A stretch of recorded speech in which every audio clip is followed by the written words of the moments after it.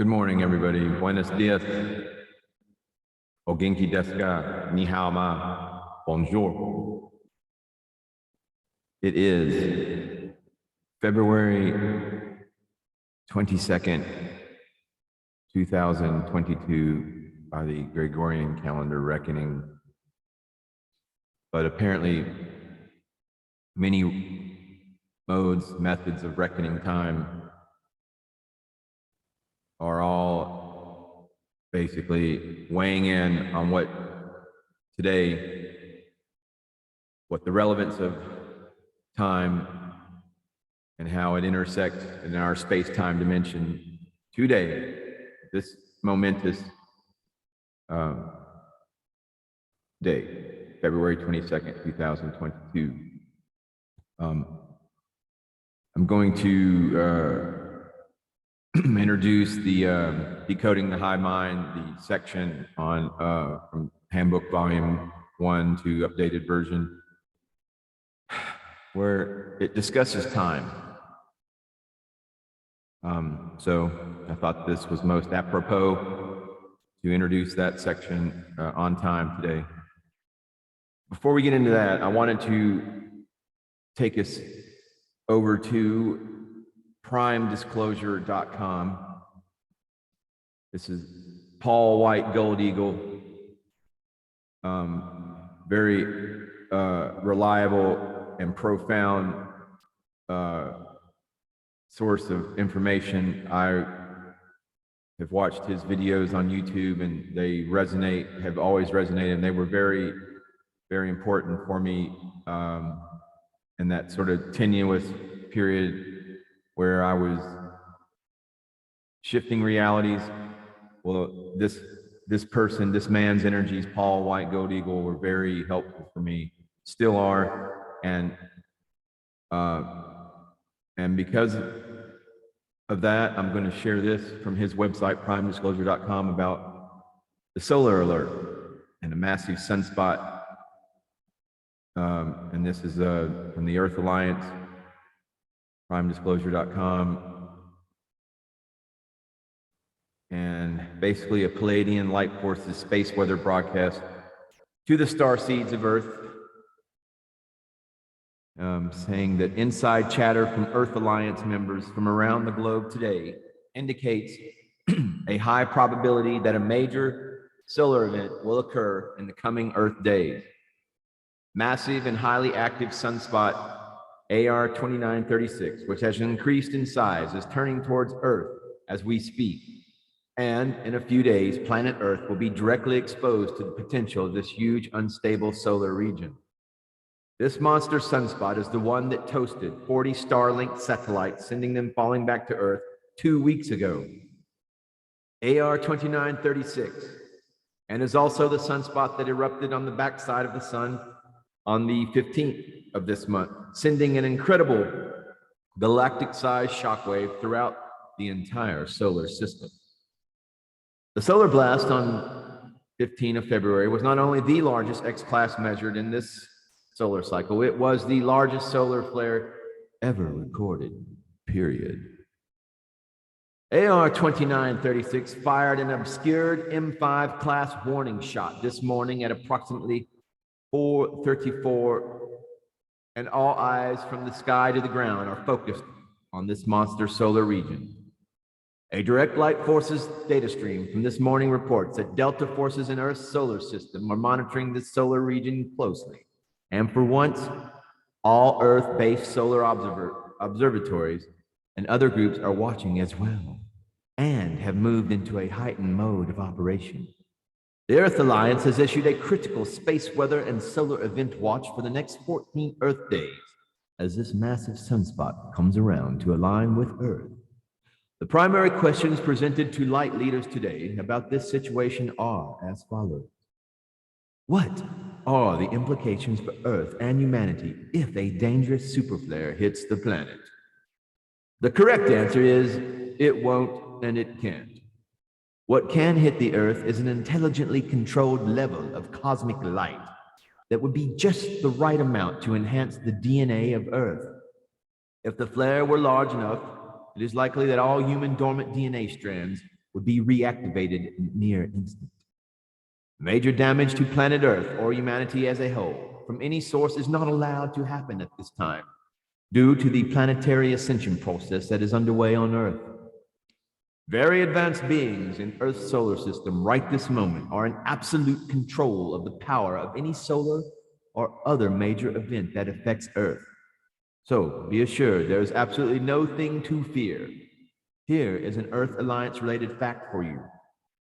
A similar situation happened back near the end of 2018 when a potentially Earth-damaging superflare leapt off the sun towards Earth, and the shockwave was literally absorbed by massive light craft stalked around the sun. Every major solar observatory on Earth filmed close-ups of this event, as well as the crafts, and of course this information was withheld from the humans of Earth.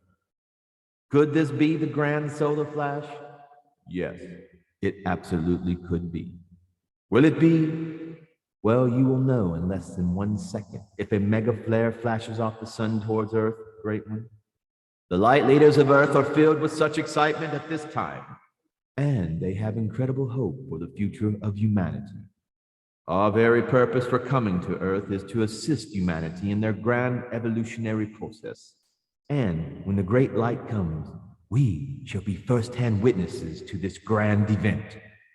Ancient civilizations of Earth were able to see into Earth's modern timeline, and they speak of the time of the sixth sun, the return of spectacular central sunlight to Earth, leading humanity and Earth into the golden age. Ancient indigenous prophecies say a flash of white magnetic light will be even ejected from the sun towards Earth in our modern time, thus transforming Earth into a paradise and its beings into gods. The ancient Lemurians said this golden age would appear just after Earth entered the astrological age of Aquarius. Earth moved back into the age of Aquarius on 12/21/2021. And the time of the sixth sun has come. Furthermore, the ancient writings of the Great White Brotherhood say, every 26,000 years, the sun moves to its deepest position in the photon belt and aligns with the galactic core. Directly in the center of the galactic core is a blinding fifth-dimensional star, our sun called the central sun. It is called the black sun, the second sun, or the invisible sun. When these two suns align, a powerful transference of energy occurs, and Earth's sun begins having strong reactions to the exotic light waves emanating from this Milky Way core star. This 26,000-year cosmic cycle began again on 12/21/2012, and as of 2022, February the 22nd, today, the sun is reaching heightened levels of activity. The Pleiadians have said it is known that a strong X-class solar flare is the trigger event that turns off the 3D matrix for good and reactivates the dormant DNA strands of the beings of Earth, causing them to ascend to the new fifth-dimensional Earth. Dear one, it is indeed an exciting time to be alive on planet Earth. As we watch the heavens with wonder, our hearts are filled with the knowing that something big is about to happen at any moment. When things are just right, we shall see a blinding light coming to Earth that will transmute everything in this world to a much higher order. Planetary ascension symptoms reports have been in an elevated state for over 30 days straight now due to the heightened solar activity. And major DNA activations are occurring among the star seeds of planet Earth. All right, folks, that was from Paul White, Gold Eagle, his site, primedisclosure.com. I mean, I make it a point, the feng shui of my dwelling, and per Thoth, the Atlantean, how my magnetic personal alignment is aligned with the rising of the eastern sun. So I'm attuned, and I religiously get up and I go and stare directly into the sun. That's right, folks. Sans any kind of sunglasses or any kind of glasses. These two ocular entities, these two orbs of creator source stare directly into the sun And I do that. And I do that to the point where I'm about to explode with creator source joy and at the sheer joy of being alive. Well, I'm going to tell you this morning, and it's still, the evidence is still there if you care to go out and engage in this little bit of it, what do they call it?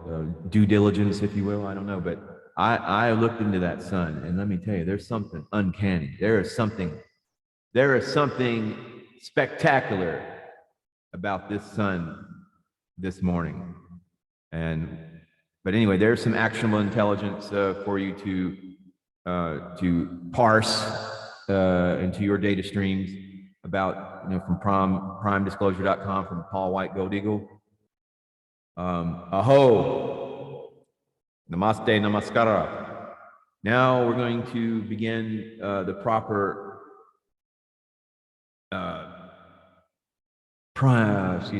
decoding. My brain is still dealing with the sun rays and the light codes and whatnot. So plus I got some folders. But good morning, everybody. Time dilation. All right, this is Decoding the Hive, continuing on our journey of this. We're going to see how we have been, how our hive mind, how our attachment to the hive has been the sinews, the glue, the part of that's kept us kind of attached. So let's discuss that. Enough of my ramblings. Transmission begins now. In early 2013, I was startled awake from twilight sleep with the words,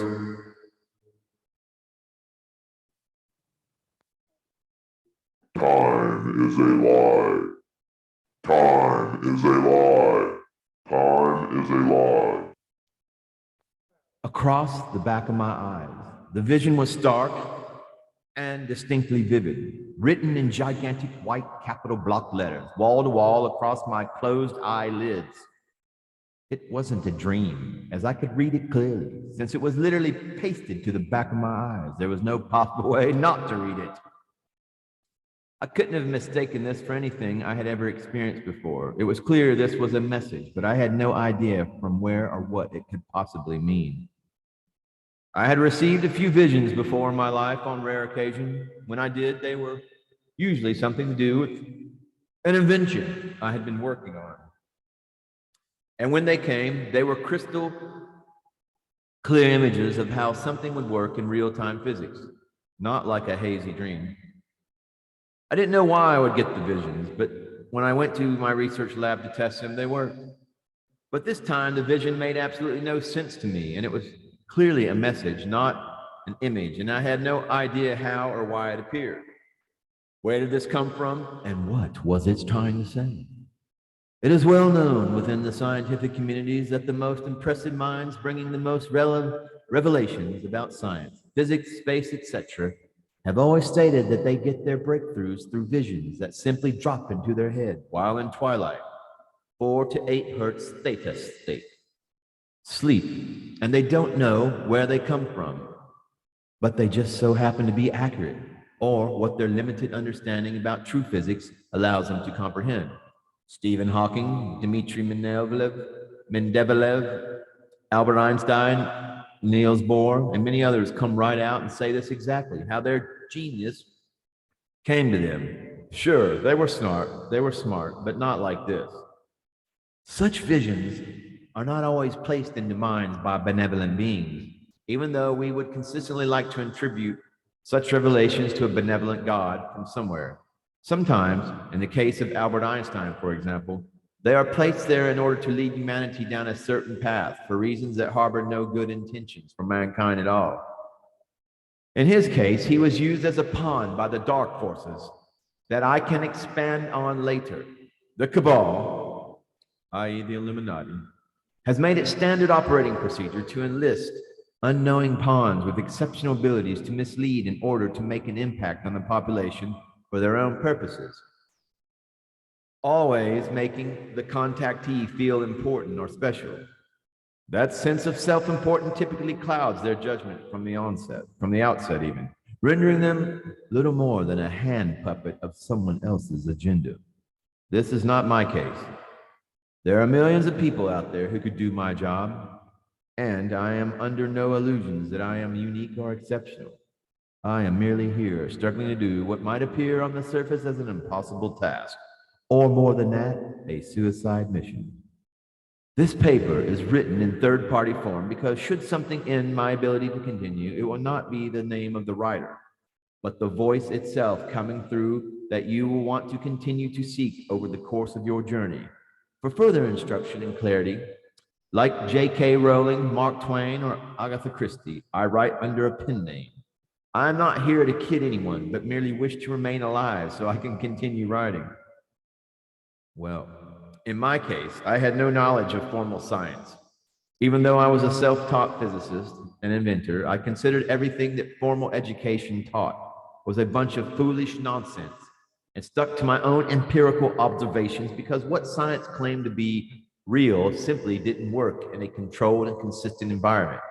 At least not the things I was interested in.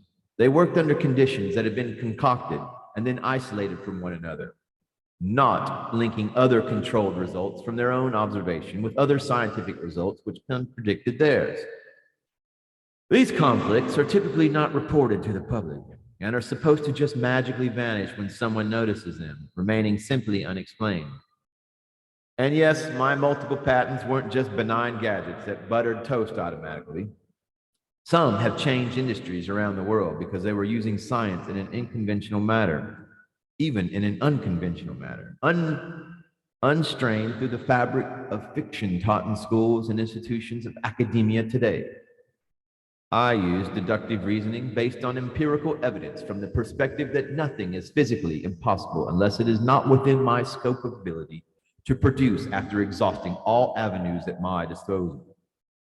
Since I had no preconceived notion that what I was attempting to do was impossible, according to someone else, much of the time I found a way to achieve the objective, using methods either attempted before in a different manner. My results were not products yielded using modern math equations, which have infected and limited modern science through black math magicians, but through common sense. As soon as you enter the equation of math into the challenge, suddenly the invention becomes impossible. While all the deeper senses inside of you are screaming that it's completely possible, you just haven't tried hard enough yet. You can say that since higher education presented itself to me from the position of highly limited expectations using completely fabricated platforms of pre-programmed failure, I dismissed what others had to say about such things from a very early age. By 8th grade, I had had enough and abandoned structured education because it had become obvious that I was being trained by infants and children masquerading as teachers. No teacher in the world is more effective than the burning desire inside one's own self who flatly refuses to take no for an answer. Learning from people who have the reasons all ironed out about how you can't do that is the fastest way to failure. And you are better off just jumping now into the closest welfare line and re-signing yourself as an also ran in the book of life. If you simply accept the status quo as unquestionable dogma, then you were born on your knees for a reason. I was utterly shocked at this message from somewhere, as I certainly didn't believe in gods or angels or demons sending me crystal clear messages. I was a maverick scientist and didn't think that way at all. I was convinced that my subconscious had been figuring out the science in my head as I slept and had given me the answers at the end of the night. My mind had been producing my breakthroughs all along as far as I knew. But this wasn't a science equation. It was a message, and it came from somewhere. And right there, at that moment, I knew that something else much larger than just me was at work and had no idea where to even begin to find the answers. So I began by looking at exactly how time officially existed. And if I could find that out, maybe I could get answers to the bigger question, exactly where this message came from. And what in the hell it might mean. To begin, I consider time itself as we know it. Time is the days of the year, weeks of the month, hours of the day, and then by the minutes in each hour, with those being further fractioned into seconds, and finally into planks. Thank you, Max Planck. Thus, I would look at calendars and clocks and where they came from. At the time, I had never even heard of Cronus and could have given two shites about fictitious gods or other wives' tales and myths. There was a paradigm of the blissfully ignorant that needed a god to get through their days. Chronometers, as originated, try that one again, cut. Martin Scorsese, action. Chronometers originated as a direct result from the empirical observance of the sun's movement around Earth, depicting X amount of time between sunrise and sunrise. Then weather played into the equation as January turned into spring and spring summer and summer back into the cold of winter again. There was evidence all around me that there were definitely reasons to believe that time exists, but there was nothing indicating where time came from, as in who authored it and how. This now became for me the same glaring question that those wind-up metal toys had been when I was young. If that metal duck waddled and quacked only after I turned the winding key on the side, then there was something going on inside that duck that people weren't telling me about, and much deeper investigation was now absolutely mandatory. The next step then would be to look at the math explaining how the chronograph depicts the link between those sunrises to establish a point of reference to the mathematics itself. According to this vision, there was something wrong here, fundamentally, and how time wasn't genuinely an organic phenomenon. And I had to find out what that was, if for no other reason than to prove to myself that I had imagined the entire thing and the world around me was very much real and just as fine as it was. Clocks don't actually keep time. In all cases, it appeared to look like that the ticks of a clock, which work out to indicate exactly 86,400 clicks per 24 hours, is a reasonable explanation of how to get from here to there, speaking from an empirical standpoint of observation, from the constant and inevitable rising sun to rising sun.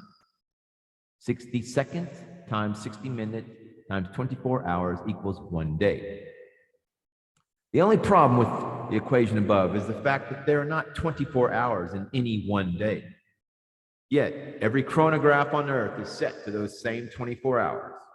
But why? Why would our clocks and watches be set to a mathematical time span that wasn't precisely set to the length of a sunrise to the next sunrise, unless something else was going on other than keeping time? But that's just it.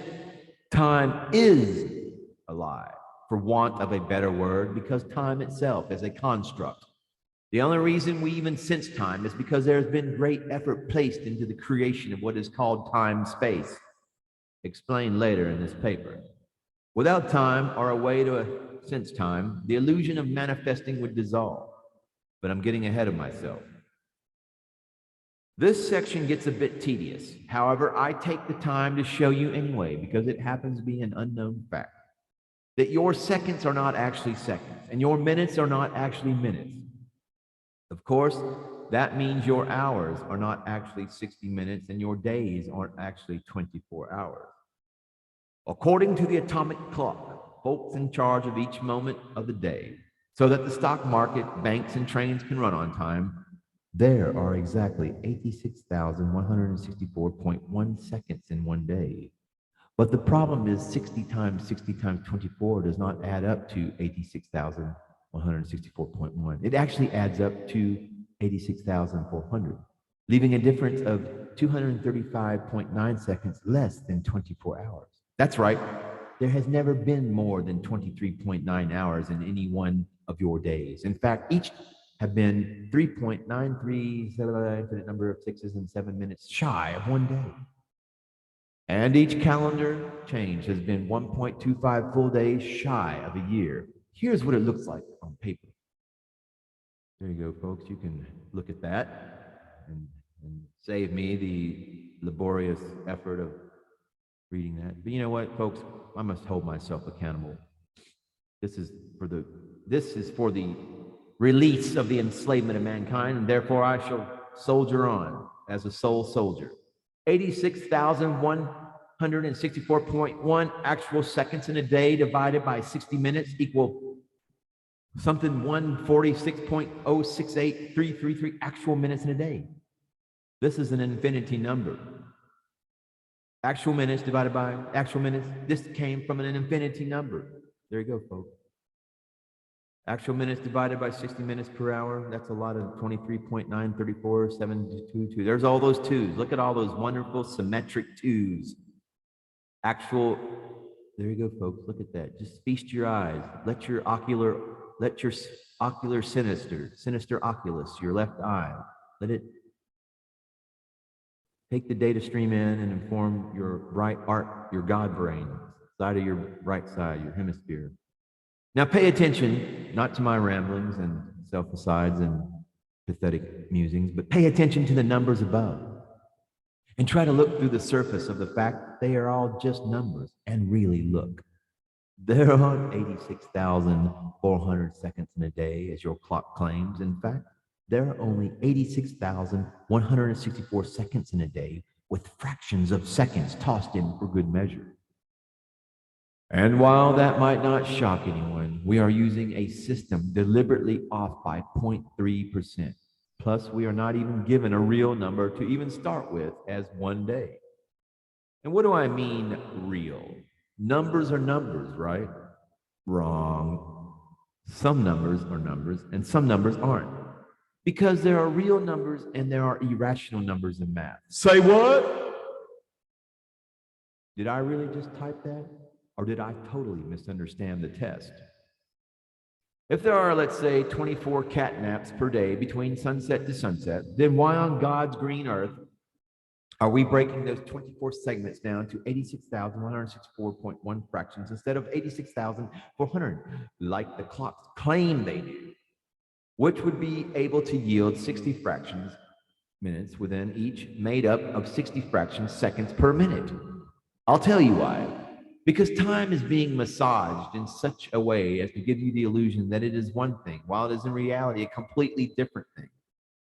Man can make watches click once during the time it takes to speak 1,000 just as easily as he can make it click once while saying 1/1,000th to indicate what length of time a second is. We aren't off by 0.3% because we don't know how to keep time. We are off by that precise amount of time because it is the system of the 360-degree enslavement program. 360-degree enslavement program. Let that sink in, folks. Clocks are not so you can tell time. They're a chimera reality, geometric command stations, casting into the ether what time it is behind the looking glass. Much more on that later. By the time we are done with this disclosure series, I promise to challenge your every fundamental truth you have held dear since birth. And here is a perfect example where you learn that we used both real numbers as well as fake numbers. And we do this on purpose, willingly. Irrational numbers in a mathematical equation can be thought of in the same way as car parts being used as filler in a fresh-baked country pie. I'll have seconds, please. What in the hell are nuts and bolts doing in the apple cobbler? And why? I ordered raspberry cobbler. Yet there they are in front and center for all of us to continue to embrace year after year, decade after century. We keep applying the same ingredients to our numerical equations, yielding numbers that lead off into infinity. And we just spit out the bolts that get caught in our teeth, as if math can just sort of work and everything is fine. And why? Because we have been given math and told this works. You are just not using it right. So we place the blame on our incompetent heads and bend back down to pick some more cotton for masa. Yet millions of mathematicians per day run into the same problem where an equation simply will not function to yield a real answer. This is fine when you're adding up your gas bill and phone bill and there's a dangling penny you can't account for. But it is not okay when you're dealing with particle physics that deal with trillions of Plancks per second. That each one needs to be accounted for, or you might accidentally vaporize the planet. Fractional trading is one area where this has been used to fleece the public. But while that is just an extreme example of how numerology is actually black magic casting spells into your world, it is being applied to your life every second of every day. Seconds being purely fictional, since the time you're being handed is not real time. It is being artificially fabricated within this chimera reality and pawned off as your life. Life? What do you mean life? I ain't got a life. Thank you, Dave Mustaine and Megadeth, but we shall continue steadily on. I will show you exactly how time is actually created later in this paper, and how that is the platform by which manifestation is achieved. I would never expect you to just get this at the very start of this disclosure, because time has always been the one true constant in your reality field. I will have to break this down into subquantum terms in order to show you that the foundation of your existence has been counterfeit since long before you were born into this latest life cycle. Now, folks, I'm going to hold up there. So time will be further subdivided in this instance into further quotients of time for decoding the hive mind. And we're right here. We're grasping at the very threads, the sinew, the very scaffolding that has been the lie of our lives based upon time. Well, folks, as we journey into the vortexual, timeless nature of our true galactic cosmic reality, we shall all undo ourselves, and we shall, upon undoing ourselves, as the great Shiva from Hindu pantheon, Shiva, that which is not, Shi from Sanskrit, Shi, that, Va, not, that which is not, the nothingness, the God of destruction. We shall destroy this lie and rebuild ourselves, rebirth ourselves into a glorious new decade of unfathomable timelessness. I'm going to go with Namaste, Namaskar.